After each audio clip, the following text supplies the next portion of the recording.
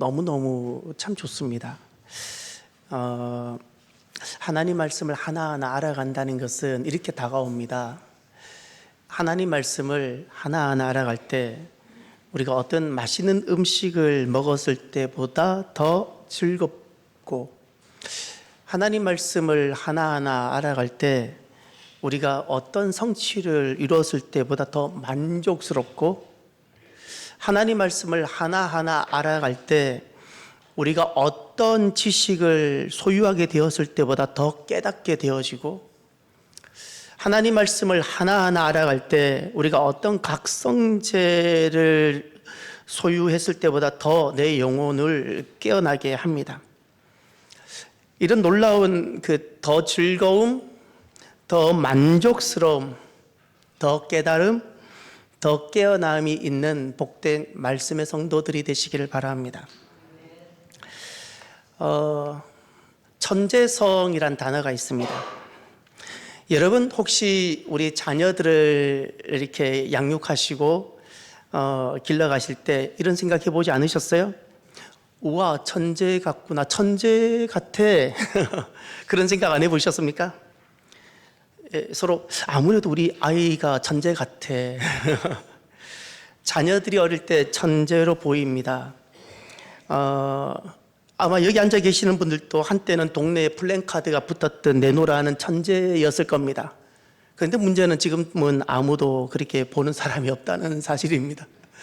왜 어렸을 때 이렇게 천재였는데 왜 지금은 아무도, 그리고 나 스스로도 천재라는 생각을 갖지 못할까요? 그 1만 시간의 법칙, 1만 시간의 재발견이란 책이 있습니다. 거기 보면 모차르트의 천재성을 다루고 있습니다. 여러분, 모차르트는 어떤 절대 음감이나 그의 음악성이 천재였기 때문일까요? 어떠신 것 같아요? 그 모차르트의 절대 음감, 분명히 모차르트는 어떤 천재적인 소질을 가진 사람이었습니다. 절대 음감과 어떤 음악성에 대해서. 그런데 알고 보니, 확인해 보니, 연구해 보니까 이것이 우리가 익히 알고 있는 천재였기 때문이 아니라 선천적인 것이 아니더라는 겁니다. 왜냐하면 선천적인 거라면 다른 사람에게는 획득이 안 되어져야 되는 겁니다. 그에게만 특별히 주어진 거고 그만 할 수 있는 겁니다.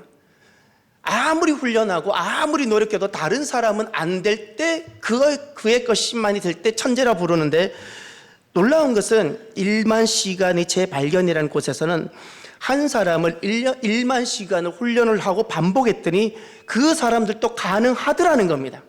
이게 1만 시간의 재발견입니다. 그래서 우리가 지금까지 갖고 있었던 신뢰와 믿음은 절대 음감, 이와 같은 것은 재능이다, 천재다, 이렇게 말을 했는데, 알고 보니까 그 절대 음감이 재능이 아니라 재능이란 절대 음감을 발전시킬 수 있는 능력이 재능이라고 이렇게 알게 됩니다. 그러니 여기 중요한 단어가 발전, 능력. 그렇다면 우리 모두는 누구나가 천재가 될 수 있고 천재성을 띠고 있는 가능성 있는 존재라는 겁니다. 그러니 우리 어린 아이들이 천재성을 갖고 있는 것이 사실입니다. 가능합니다. 그런데 왜 우리가 이런 대부분의 천재성을 잃어버리게 되었을까요? 왜 잃어버리게 될까요? 우리의 뇌의 특징이 있는데, 우리 머리부터 발끝까지 신체 기관 중에 가장 게으른 기관이 하나 있습니다. 가장 게으른, 그것이 뇌라고 합니다. 그래서 뇌는 새 거 싫어합니다. 새 음식 싫어합니다. 그냥 거부하고 싶은 거예요. 어떤 새로운 것, 낯선 것 다 거부하고 싶은, 그리고 거기로부터 방어적인 태도를 취하는 것이 뇌이고, 뇌는 무엇을 좋아하는가 하면 익숙한 것, 그리고 안락한 것을 좋아한다고 합니다. 그래서 뇌는 가장 기본적으로 우리 머리부터 발끝까지 중에서 가장 게으른 존재. 문제는 뇌가 이렇게 본성적으로 이런 어떤 안락함을 추구하기 때문에, 뇌가 본성을 추구하게 되면 사람은 이렇게 된답니다. 귀차니즘. 그냥 새 것 다 싫은 거예요. 한 번도 뭘 노력해보는 게 귀찮은 거예요. 이렇게 살지 뭐. 귀차니즘. 이런 귀차니즘이 우리가 얼마든지 성장하고 발전할 수 있으며 또 능력으로 나아갈 수 있는 이런 천재성을 잃어버리게 한답니다. 바로 이것이. 그래서 우리에게는 방향의 전환이 필요해 보입니다. 그렇게 그 사람은 컴포트 존에 머물고 싶은 이 어떤 희망사항들, 근데 이 희망사항은 결국 우리로 뇌로 하여금 잠자게 하고 일을 하지 않게 하기 때문에 이 안락하고 싶은 이 방향에서 도전하려고 하는 이 방향으로 전환이 필요해 보입니다. 학습에도 그렇다고 합니다. 뇌는 언제 활성화되고 일을 하는가? 똑같은 학습을 하는데 단순 학습에는 뇌가 일을 하지 않는답니다. 그냥 학원에서 주어지는 강의를 그냥 들어야만 될 때, 그냥 의미 없이 반복해서 암기해야 될 때, 뭐 이와 같이 이럴 때는 단순 학습에는 뇌가 일을 하지 않는다고 합니다. 뇌가 멈춰버린답니다. 그런데 스스로 연구하거나 어떤 목적 의식을 가지고 접근하는 학습과 연습에는 뇌가 막 활성화되어지고 도전을 한다고 합니다. 그래서 우리가 어떤 안락함에서 도전으로 방향의 전환이 필요해 보입니다. 안락함이라는 것은 이렇게 돌아보면 이런 것 같아요. 여러분, 안락함을 계속 내가 추구하는 안락함을 계속 가게 되면 달려가던 내 삶을 딱 멈추게 합니다. 안락하기 위해서. 그리고 또 이 안락함은 멈췄던 나를 이제는 앉게 만듭니다. 앉음. 안락함을 계속 추구하고자 하는 기본적인 본성 게으름을 갖고 있는 뇌는 앉아있는 나를 그 다음에는 눕게 만듭니다. 누움. 안락함을 지속적으로 추구하고자 하는 이 뇌의 본성은 이 누워있는 나를 이제는 잠자게 합니다. 잠자고 있는 나를 이 안락함은 계속해서 추구해서 그 다음에 마지막 장면은 무엇일까요? 죽음. 그러면 이 안락함이 내 삶의 지위를 계속 추락시키는 겁니다. 안락함이 참 편안하고 좋을 것 같은데 안락함이 이루어가는 과정을 보니 결국 내 삶의 지위를 추락시키고 안락함은 죽음을 초래하는 추락하게 만드는 겁니다. 그래서 삶의 전환이 도전을 향한 삶의 전환이 너무 필요해 보입니다. 오늘 말씀은 그 예루살렘에서 엠마오로 가는 사람들 그 이야기입니다. 엠마오로 가던 사람들이 어떤 계기를 통해서 엠마오로 가던 길을 돌이켜서 다시금 예루살렘으로 방향을 바꾸는 말씀입니다. 예루살렘에서 엠마오로 가는 사람들이 오늘 본문에 등장합니다. 우리가 잘 알고 있습니다. 엠마오로 가는 사람들. 예루살렘이라는 것은 그곳에서 예수님이 부활하셨고 하나님의 구속의 중심이고 그와 같은 곳입니다. 그런데 엠마오로 가게 됩니다. 엠마오로 간다는 뜻은 무엇일까요? 예루살렘을 떠나서 엠마오로 내려가다. 무슨 뜻일까? 왜 내려갔을까? 오늘 여러분 13절 한번 보실까요? 거기 보면 여러분 이 두 단어를 한번 풀어보시겠습니까? 그날에 그들 중 둘이 예루살렘에서 25일이 되는 엠마오로 하는 마을로 가면서, 지금 예루살렘에서 엠마오로 내려가는 그 날이 나오고 그들 중에 두 사람이 등장합니다. 그러면 그 날은 언제이며 그들은 누구인가요? 그 날은 아무개 날이 아닙니다. 예수님께서 부활하신 부활의 아침이었어요. 예수님은 부활하셨는데 이들은 부활하신 그 예루살렘을 떠나서 엠마오로 내려가는 겁니다. 그러면 그들 중 둘 할 때 그들은 누구이겠습니까? 오늘 본문 13절에서 조금 위로 올라가면 9절에 보면 이렇게 말씀합니다. 무덤에서 돌아가 이 모든 것을 11 사도와 다른 모든 이에게 알리니, 지금 11 사도와 다른 모든 이라 그랬는데 지금 이 엠마오로 하는 두 제자는 다른 모든 이 속에 있었던 사람입니다. 그러니 11 사도와 함께 있었던 사람이고, 이들은 그 여인들이, 부활을 목격한 여인들이 예수님이 부활하셨다는 소식을 들었던 사람들입니다. 더구나 11절을 보면 사도들은 그들의 말이 허탄한 듯이 들려 믿지 아니하나, 이 사도들과 다른 모든 이들은 여인들이 전해주는 예수님 부활 소식을 들었지만 믿지 아니했던 사람입니다.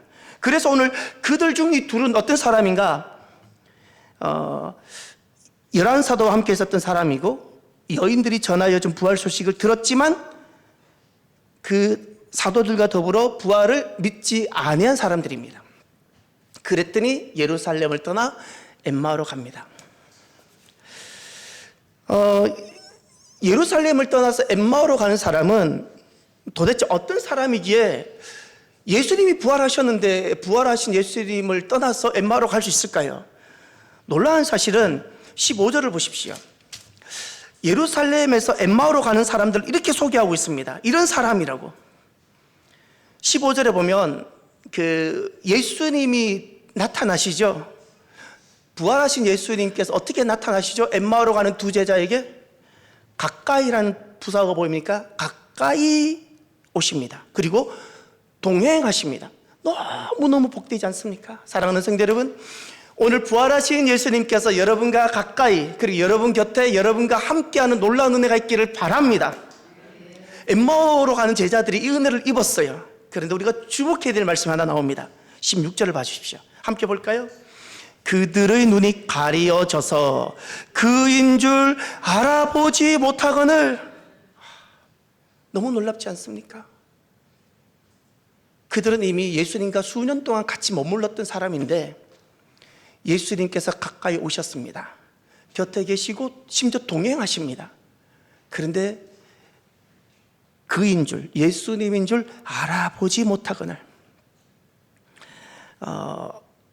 예수님이신 줄 알아보지 못했던 사람들이 예루살렘을 떠나 엠마오로 가는 사람이라고 말씀하고 있습니다.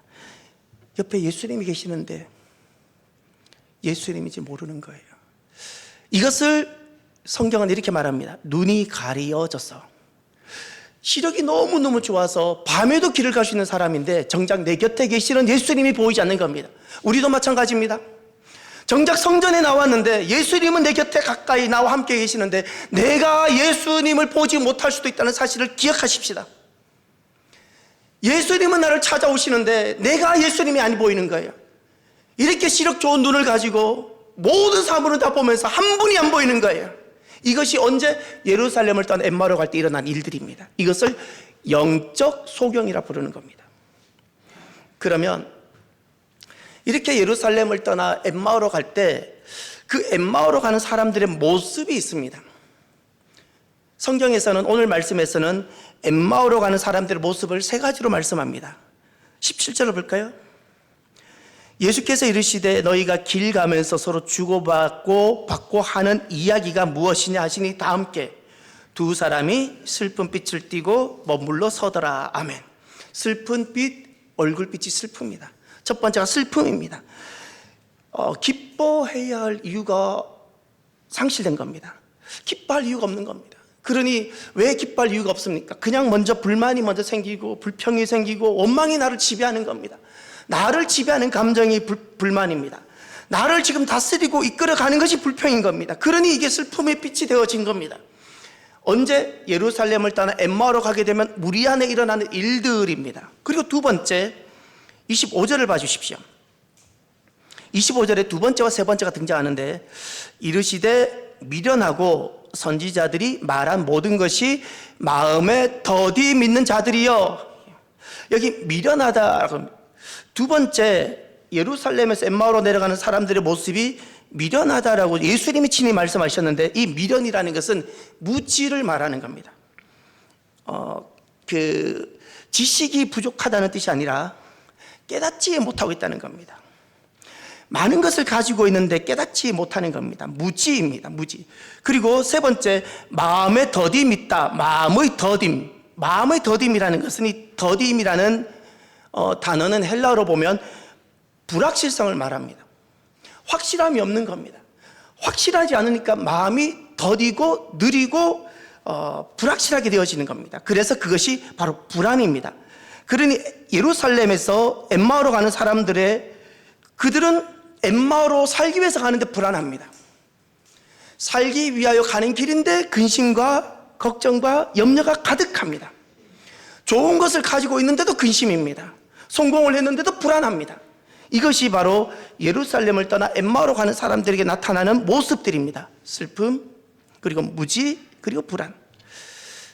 삶이 추락할 때 우리에게 나타나는 모습. 여러분, 내가 언제 삶이 추락하고 있을까?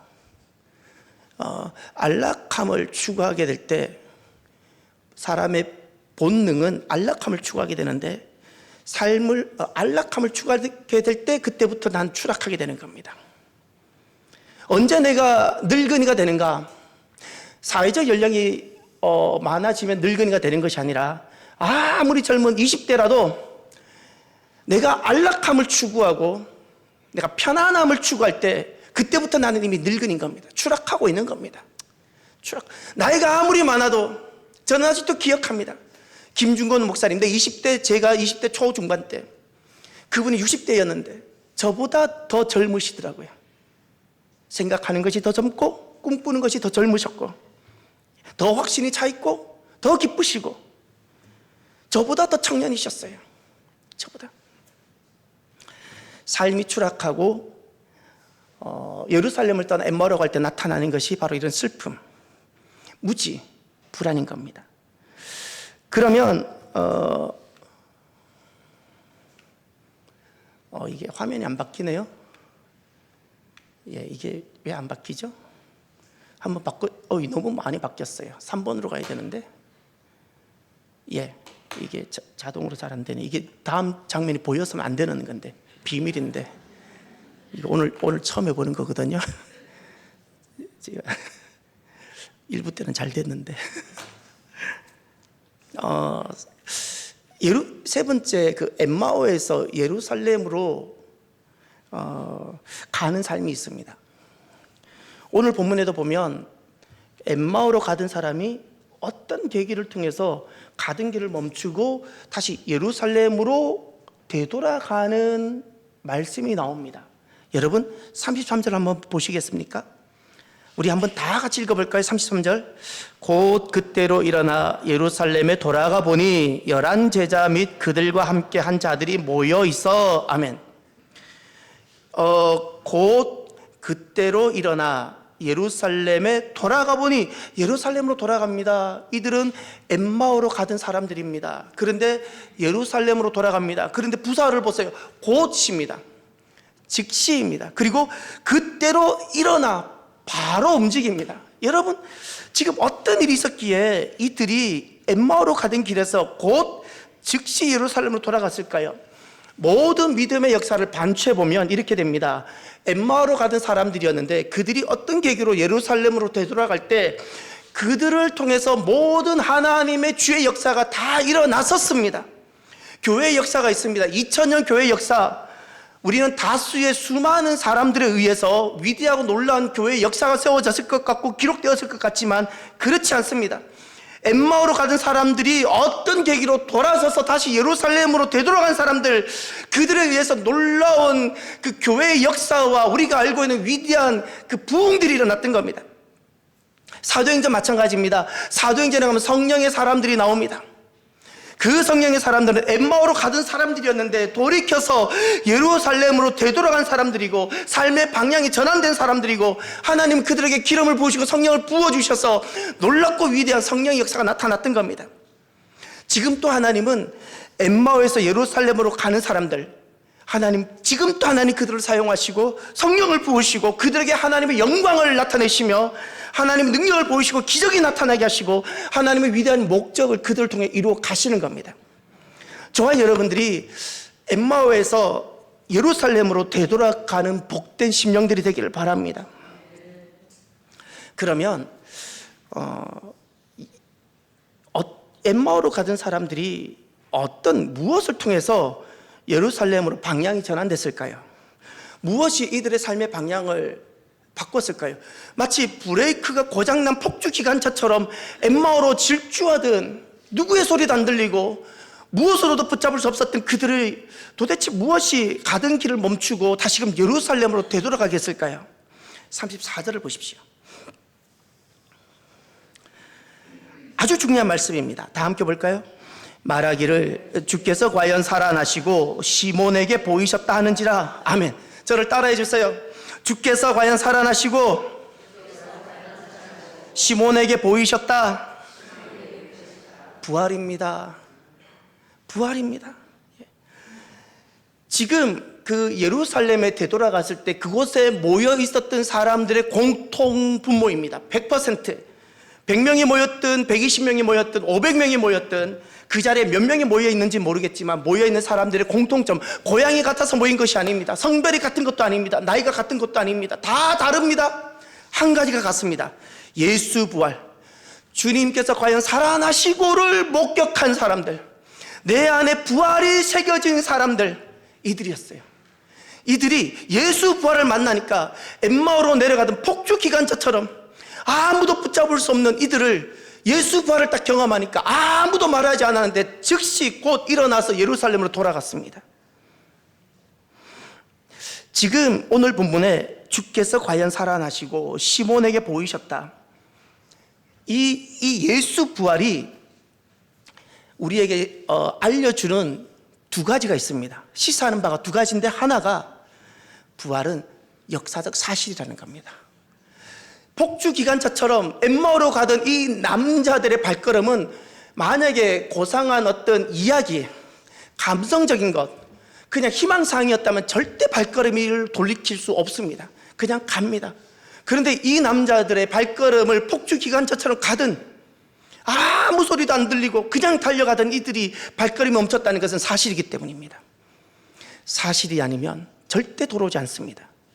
사실이었기 때문에 그 위태하고 위험한 예루살렘도 문제가 되지 않고 되돌아가는 겁니다.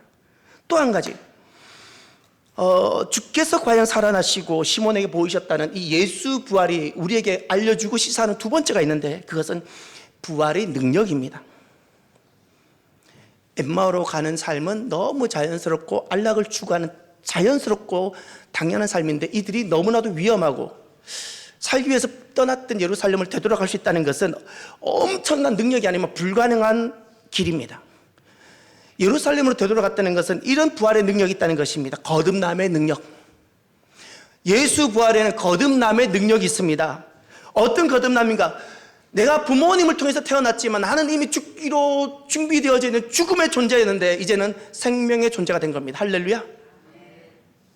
무엇을 통해서? 예수 부활을 통해서. 예수 부활을 경험하면 죽음에서 생명으로 옮겨지게 되는 겁니다.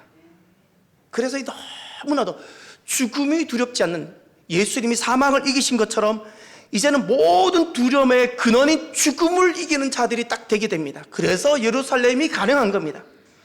두 번째, 어떤 부활의 능력인가? 예수 부활은 우리에게 어떤 능력으로 다가오는가? 살아있는 새로운 소망입니다.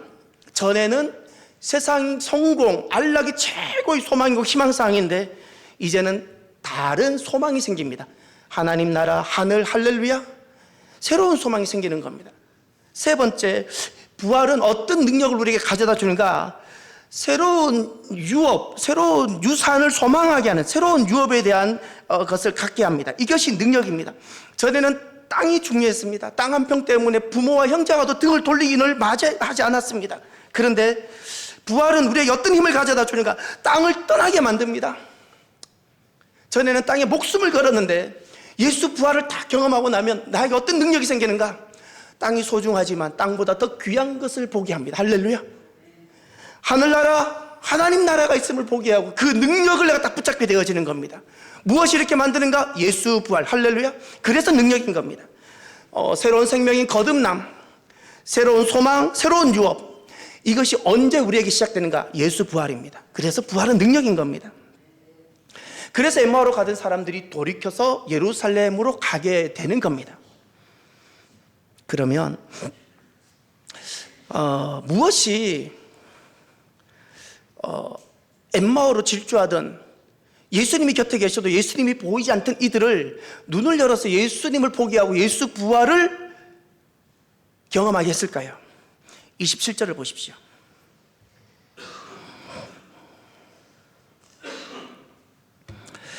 이에 모세와 모든 선지자의 글로 시작하여 모든 선지자의 쓴 바 자기에 관한 것을 자세히 설명하시니라. 아멘. 성경에 쓴 바 자기에 관한 것을 자세히 설명하셨어요. 성경을 자세히 풀어가셨어요. 할렐루야. 어떻게 눈이 열렸고 부활하신 예수님을 만나게 됐을까요? 하나님 말씀이었어요. 하나님 말씀을 성경에 메시아와 그리스도에 대해서 말씀하신 것을 자세히 설명하여서 듣고 배우게 될 때 32절을 보십시오. 그들이 서로 말하되 길에서 우리에게 말씀하시고 우리에게 성경을 풀어주실 때에 우리 속에서 마음이 뜨겁지 아니하더냐 하고. 아멘. 예수님께서는 엠마오로 가는 두 제자에게 다른 것 아무것도 하지 않으셨습니다. 기적을 보여주신 것도 아닙니다. 그들에게 멈춘 다음 하나하나 성경을 풀어주셨습니다. 할렐루야. 성경을 풀어주셨는데 눈이 열렸어요. 곁에 예수님이 계셨는데 보지 못하던 이들이 성경이 풀어지고 성경 말씀이 내게 들어오니까 눈이 열려서 내 곁에 계시는 예수님을 보게 되어진 거예요. 할렐루야. 예. 무엇이 이들이 눈이 열리겠다고요? 말씀이었고요. 무엇이 곁에 계시는 부활하신 예수님을 보게 했냐고요? 말씀이셨어요. 말씀이 내게 오니까 마음이 뜨거워졌다 그랬습니다. 내게 기쁨이 생기고 담대해지고 충만해지고. 말씀이 눈을 열어서 예수님을 보게 했습니다. 그리고 예수님이 하신 것이 또 한 가지가 더 있습니다. 30절을 보십시오. 그들과 함께 음식 잡수실 때에 떡을 가지사 축사하시고 떼어 그들에게 주시니. 이것이 단순히 식사 장면일까요? 우리는 이미 잘 알고 있습니다. 여기 이것이 식사 장면이 아니라는 증거가 식사할 때는 축사 그리고 떼어 그들을 주는 것이 없어요. 내가 먹지. 그리고 35절을 보십시오. 두 사람 또 길에서 된 일과 예수께서 떡을 떼심으로 자기들에게 알려지신 것을 말하더라. 지금은 이것을 신학적으로 성찬이라고 구별해서 사용합니다. 단어를. 그러나 초대교회 때 이제 막 예수님이 부활하셨을 때는 성찬이라는 단어가 없었습니다. 그래서 떡을 떼심이라고 기록하고 있는 겁니다. 언제 이렇게 눈이 가려졌던 눈이 열렸고 부활하신 예수님을 보고 만나게 되었을까? 성찬에 참여함으로. 성찬에 참여함으로 눈이 열렸어요. 눈이 열렸다는 것은 눈을 떴다는 뜻이 아니라 진리를 비로소 보고 알게 되었다는 겁니다. 전에는 그렇게 지식이 많은데 그렇게 좋은 학벌을 가지고 있는데 깨닫지 못했어요. 그런데 눈이 열렸어요. 진리를 알게 되어졌어요. 그럼 이 성찬의 핵심이 무엇인가? 성찬이란 단순한 음식이 아닙니다. 떡과 잔으로 이루어졌는데 이것은 예수님의 십자가를 뜻하는 겁니다.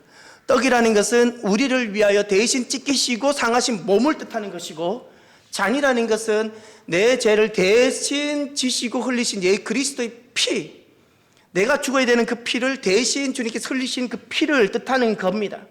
성찬의 핵심은 그리스도의 십자가입니다. 내가 성찬에 참여한다는 것은 그리스도의 구속에 참여하는 것인 겁니다. 주님의 몸과 주님의 피를 통해서 그리스도의 구속이 나의 구속이 되어지고 그리스도의 생명이 나의 생명이 되어지는 겁니다. 이것이 성찬인 겁니다. 무엇이 엠마오로 가든 이들의 눈을 뜨게 했을까요? 하나가 말씀이고 하나가 성찬이었어요. 사랑하는 성도 여러분, 오늘 말씀을 마무리하면서 우리가 한 단어로 생각하면 좋겠습니다. 삶의 방향. 모든 사람은 내가 이 땅을 떠나기까지 사람들은 누구나가 한 방향을, 어느 방향을 가고 있게 됩니다. 그래서 지금 내가 가고 있는 이 방향이 어떤 방향인가를 생각해보고 살펴보는 것이 필요합니다. 나는 지금 나의 삶의 방향은 어떤 방향인지, 나는 지금 그 엠마오의 방향인지 아닌지를 어떻게 알 수 있을까요? 엠마오로 가는 그 삶의 방향은 결국 내 삶의 지위를 추락시키는, 내 뇌를 점점 일하지 않게 만드는, 영적인 모든 것을 예수님의 곁에 계셔도 보지 못하게 하는 그런 어둠의 방향이라면 우리가 그 길을 기뻐할 수가 없는데, 우리의 어떤 모습이 엠마오로 가는 모습이라고 말할 수 있을까요? 이런 것일 수 있습니다. 영적인 신앙생활을 하는 데 있어서 영적으로 안락함을 추구할 때, 더 이상 내가 성령님이 하시는 일에 대한 것을 기대하지도 않고 내가 어떤 그런 참여하는 것도 원하지 않고 그냥 영적인 안락함, 그 귀차니즘 때문에 가능하면 덜 불편하고 그냥 좀 더 쉬운 그냥 안락한 신앙의 길로만 가려고 한다면 지난날 두 제자처럼 예수님을 몇 년간 따라 제자가 되었는지 모르겠지만 많게는 3년, 적게는 한 1년 정도 예수님과 동행했던 그들, 예수님 동행했지만 부활하신 예수님을 만나지 못했던 것처럼 영적인 안락함을 추구하면 예수님을 알고도 내 곁에 계시는 예수님을 보지 못해요. 익명의 그리스도인을 좋아하지 마십시오. 오늘 한국 그리스도인들은 너무 익명의 그리스도인을 부러워합니다. 영적인 안락함을 추구하고 행복을 추구하고 성공을 추구하는 그 모습 너무 부러워하지 마십시오. 나의 삶이 점점 침체가 될 것입니다. 침체가. 우리의 삶이 삶의 방향이 전환되어지기를 바랍니다. 말씀 어려울 수 있지만 어렵다고 말씀을 멀리하지 말아봅시다.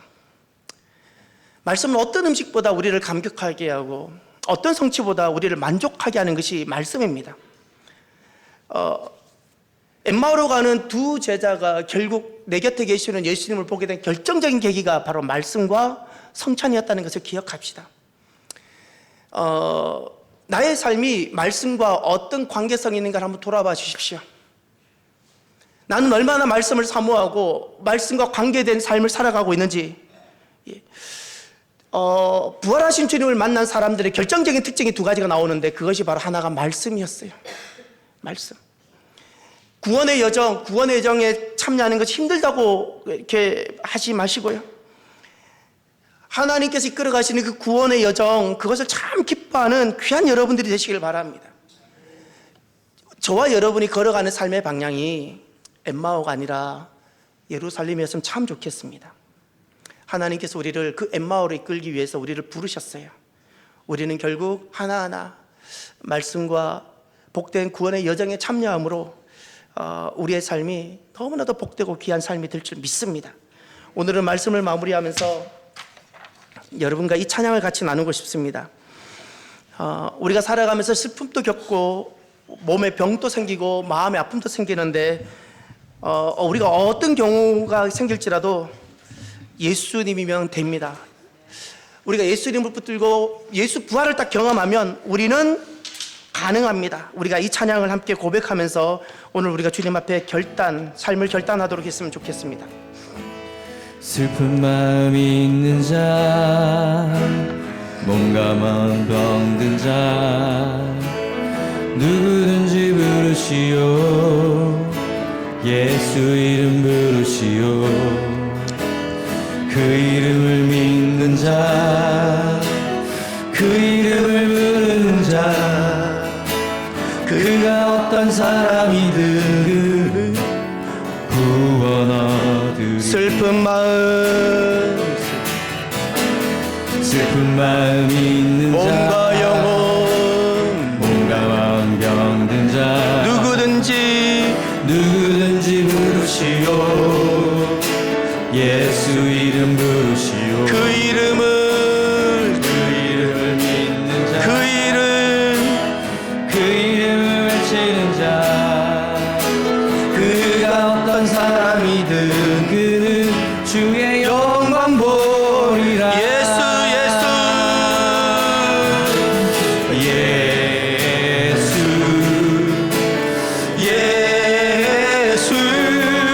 오 능력의 그 이름 예수 나 외쳐 부르네.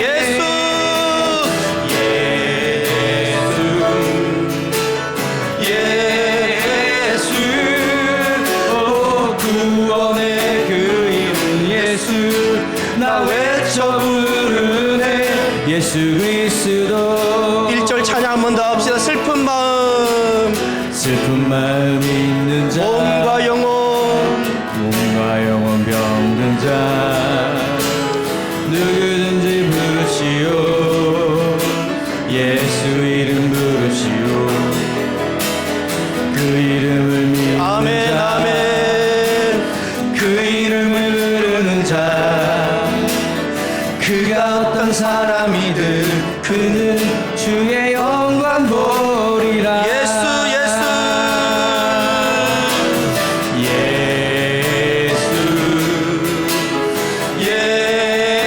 예수 오 능력의 그 이름 예수 나 외쳐 부르네. 예수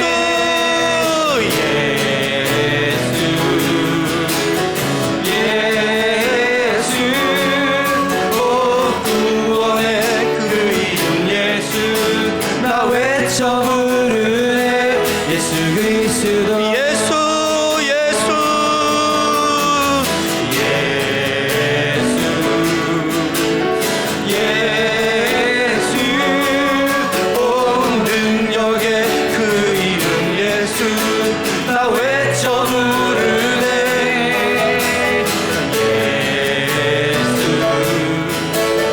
예수 오 구원의 그 이름 예수 나 외쳐 부르네. 예수 그리스도. 기도합시다. 우리에게 정말 필요한 것이 딱 한 가지입니다. 많은 것이 필요한 것 같지만 우리에게는 예수 부활이 정말 필요한 우리들입니다. 예수 부활, 말씀을 통해서 예수 부활을 만날 수 있고 하나님의 구원의 여정에 참여함으로 우리가 예수 부활을 경험할 수 있는데, 주님 예수 부활이 되어서 예루살렘으로 돌아가는 우리들 되게 해달라고 우리 간절하면 기도하길 바랍니다. 기도합시다. 할렐루야. 하나님 아버지 참으로 감사합니다. 그는 주님, 삶의 방향이 예수 부활을 통해 전환되어지고 예수 부활을 통해 삶의 방향이 달라지고 새로워지는 하나님의 부활의 사람들, 하나님 부활의 사람들 주여 되게 하여 주시옵소서. 주님 참으로 감사합니다. 영적인 안락함 하나님 아버지 참으로 분명히 그리스도인을 너무나는 부러워하지 아니하고 오늘도 하나님 아주 기쁨과 감사함으로 하나님 아버지 참으로 예루살렘 땅에 돌아가는 우리들이 주여 되게 하여 주옵소서.